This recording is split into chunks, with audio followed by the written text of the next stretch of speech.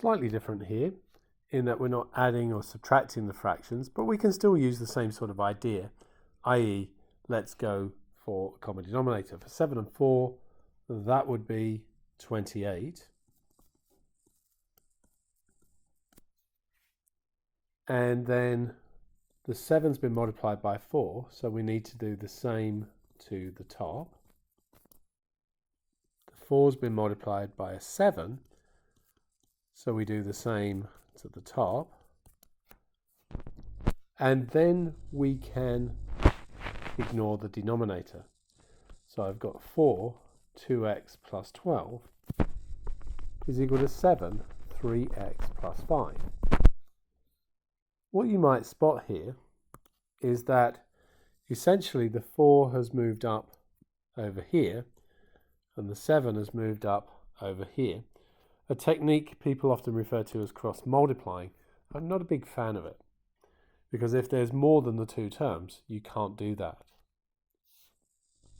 Expanding out, 8x plus 48 is equal to 21x plus 35. Now the larger number of x's are over on the right hand side, so I'm just going to write that down the other way. So I'm going to have 21x plus 35 is 8x plus 48. Subtract 8x from both sides. So that's going to give me 13x plus 35 equals 48. And now subtract 35 from both sides. 13x equals 13. And that means, of course, that x is equal to 1.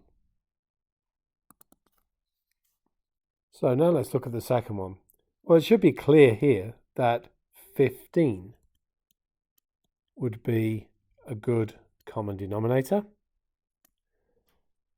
And so we multiplied this by 3, so do the same to the top. Multiplied this by 5, do the same to the top. And now ignore the 15s, so we've got 3, 1 minus y is equal to 5, 2 minus y. We're not really ignoring the 15s. What we're doing is multiplying both sides by 15. Expand out. And we're there. Now, the smaller number of y's here is the negative 5y. Negative 5 is smaller than negative 3. I'm going to add 5y to both sides of this equation. If I do that, I haven't touched this 3, of course, but negative 3y add 5y is going to be plus 2y. And of course, on this side, I'm just left with the 10. Then I'm going to subtract 3 from both sides, and I get 2y equals 7. Divide both sides by 2, and y is 7 over 2.